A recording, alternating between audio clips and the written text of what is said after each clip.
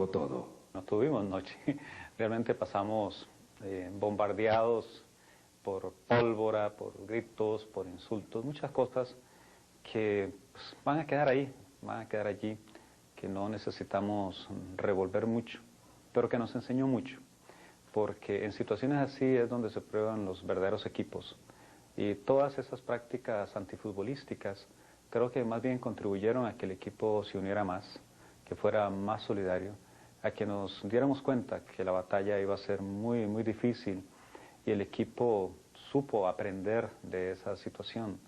Y nosotros decíamos en plan jocoso que semanas después en Miami, sin Arzú, jugaríamos de tú a tú y le ganaríamos por tú. Bueno, no le ganamos por tú, le ganamos por tri. El partido arrancó y la selección mostró su fútbol, y la falta de definición no ayudó a que los números en el marcador favorecieran a los nuestros. El marcador se movió, pero a favor de los locales, quienes a los 51 minutos colocaron el 1-0 por intermedio de Carlos, el Pescadito Ruiz. Un desvío. Fue casi la suerte que metió la mano en contra de Costa Rica. Fue un balde de agua fría para nuestros muchachos, y la presión fue aún mayor. Se logró controlar esta presión y se empezó a trabajar por el empate. Rolando Fonseca, al 74, puso el 1-1. Nuevamente respiramos, al menos mientras celebrábamos, y el esférico se volvió a mover en la mitad de la cancha. El empate nos daba la clasificación. Era cuestión de aguantarlo por escasos minutos, minutos que se hicieron eternos. A duras penas, las manecillas del reloj se movieron y los ataques chapines nos pararon la respiración, hasta que lo hicieron por completo al minuto 87. Ese día negro se cerró con otro golazo de Carlos el Pescadito Ruiz. El héroe chapín enterró las pretensiones ticas de clasificar directamente. El caprichoso marcador nos dejó en igualdad de condiciones, tanto de puntos como de goles con los guatemaltecos, y a las puertas de un crucial partido de desempate en suelo neutral. Aquel día, el verdugo de los ticos se dejó decir que en Costa Rica se valían de nombres y no de hombres, que era un equipo sin alma y que Guatemala tenía más agallas y coraje que la tricolor. Tal vez eso fue lo que más dolió. Tal vez, como muchas cosas en la vida, los golpes nos ayudaron a despertar y a aprender. Tiempo después, cuando la selección creció y logró su boleto al mundial, muchos dijeron: gracias a Dios que perdimos en ese juego en Guatemala, porque a partir de ahí fuimos más equipo, crecimos y podemos decir que maduramos. Además, ese partido también dejó por fuera la era de Gilson Núñez como técnico del combinado patrio, y su renuncia se aceptó apenas tocó suelo nacional. Este brasileño dejó su puesto de director técnico a su asistente, nacido en su misma tierra, delatado solo por su acento, pero que es tico, Alexandre Borges Guimaraes, Guima. A partir del 20 de noviembre del 2000, Guima, con su carácter y su liderazgo en el grupo, llevó al equipo de Costa Rica a hacer historia.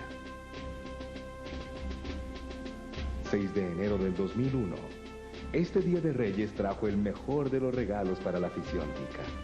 Regalos que se seguirían recibiendo a lo largo del año. Con la tricolor herida en su amor propio, el balompié tico vivió una de sus mejores demostraciones de fútbol en el área. El escenario fue el Orange Bowl de Miami, y el resultado no pudo ser más claro. 5-2 a favor de Costa Rica.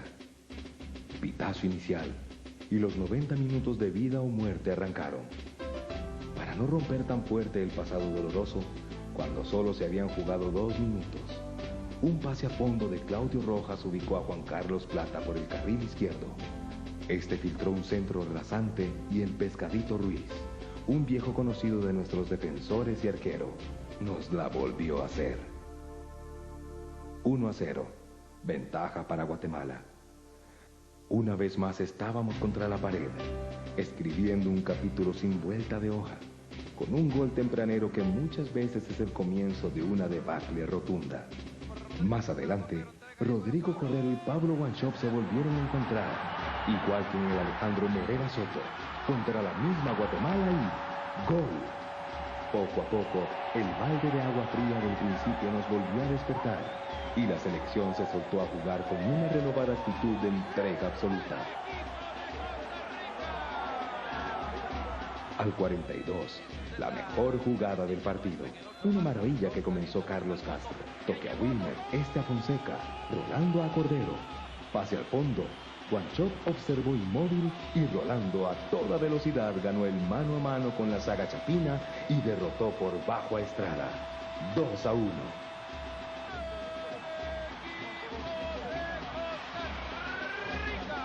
Ya en la segunda parte, le tocó el turno a Reinaldo Parks, que envió al fondo un centro de Fonseca. 3-1.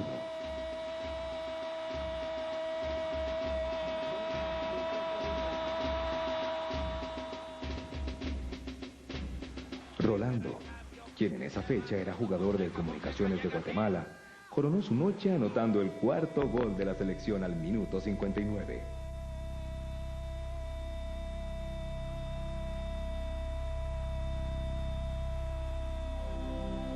El encuentro siguió con una selección de fútbol que quería dejar claro que, 1-1, todos eran hombres y no nombres. Y fue Jafet Soto quien sentenció el partido con un contundente quinto gol.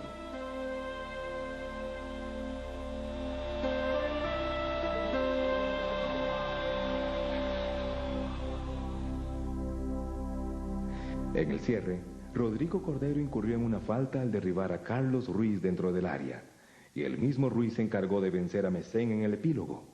Pero ya la historia estaba escrita. Costa Rica seguía, Guatemala se quedaba. Costa Rica 5, Guatemala 2. Una victoria inobjetable. Estábamos en la segunda ronda. A duras penas, a golpes y saltos logramos superar la primera parte. Llegaba la hora de la verdad. Nos tendríamos que ver las caras con los difíciles caribeños, Jamaica y Trinidad, con los estadounidenses, con la revelación de Centroamérica, Honduras, y con los invencibles mexicanos.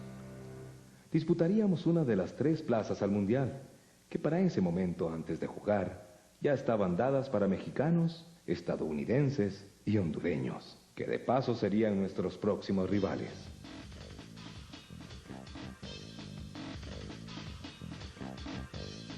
Una noche que inició con grandes expectativas en San Juan de Tibás y que acabó con un sabor apenas agradable.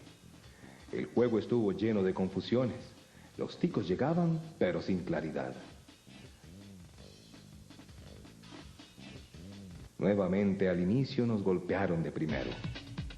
Los catrachos sorprendieron recién iniciado el partido. Un tiro de esquina, un cabezazo de José Luis Pineda y Álvaro Mesén hincado sin opción.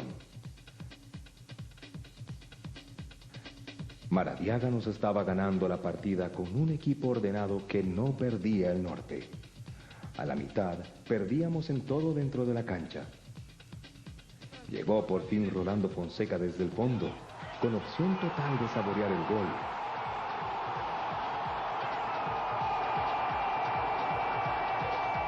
Así logró el empate. Otra vez las sonrisas y los cánticos tuvieron que bajar de tono, pues los habilidosos hondureños aprovecharon un descuido de la defensa para dejar a los ticos. A 5 minutos del final, casi sin opción, el culpable, Tyson Núñez. Pero la esperanza es lo último que se pierde.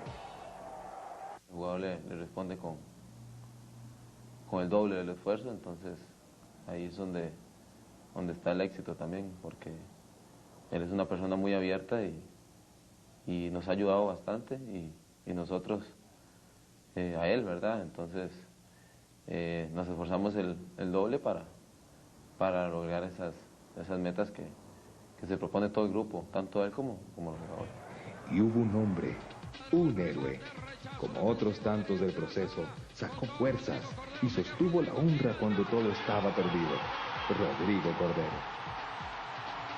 Costa Rica 2, Honduras 2. Un empate que sabe a gloria para unos.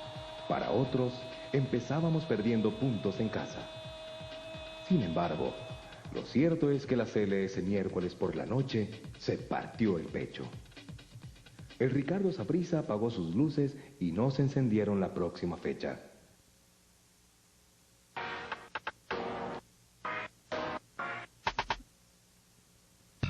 Sería el Alejandro Morera Soto el escenario. Trinidad y Tobago, el equipo de los internacionales Dwight York y Russell Atapi, llegó a suelo nacional, en medio de un hermetismo más lleno de misterio que de concentración por un triunfo. Más que 3 puntos, este encuentro representaba la reivindicación del equipo nacional ante la afición y ante la ruta mundialista.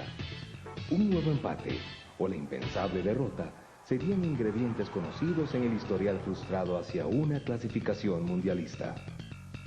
Al inicio se presentó un equipo caribeño con buenas intenciones futbolísticas y peligrosos ataques. ¡Cuidado! Tiro por la banca, lo comienzan a tocar, cuidado con ese. ¡La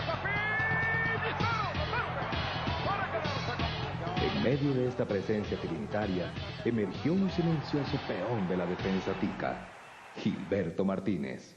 Bueno, no, yo siento que cada jugador tiene su estilo y su forma de ser.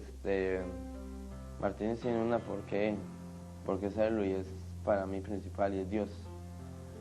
Luego de Dios estará mi familia, que para mí es todo en la vida. Yo lucho en la cancha y cada momento que esté ahí me acuerdo de ellos y lucho por ellos porque tanto en las buenas como en las malas son los únicos que están con uno.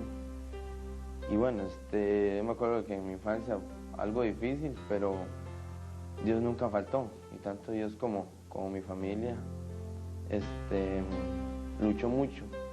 Me acuerdo que cuando yo le ayudaba a mi papá, él me decía, siga trabajando fuerte y todo le va a salir bien. Me acuerdo que yo le decía a mi mamá de por qué a nosotros nos iba mal y a mucha gente le iba bien. Entonces ella decía que solo Dios sabía eso, que había que tener paciencia, seguir dando duro para adelante y con el tiempo todo iba a venir. Y bueno, ahora que estoy acá, cada vez que juego en la cancha me acuerdo de eso, me acuerdo de esas personas que están trabajando y yo tengo la gran dicha de estar donde Dios me puso. Entonces trato de aprovecharla y no darle ventajas a nadie. Como un sellador, un gendarme receloso de su territorio, que no dio una sola ventaja. Lo mencionamos aparte porque si alguien se partió siempre el alma por el equipo, con nota alta en todos los juegos, ese fue el Tuma. Pasó el primer tiempo que dejó esperanzas para el gol y a un equipo nacional bien parado en el terreno. Cambio de cancha. Era el segundo tiempo. El balón apenas corría y cayó el primer gol. Una corrida espectacular de Carlos Castro por el sector izquierdo culminó con un centro de altura que interceptó Steven Bright, pequeño entre gigantes, para derrotar con un cabezazo soberbio la resistencia del arquero.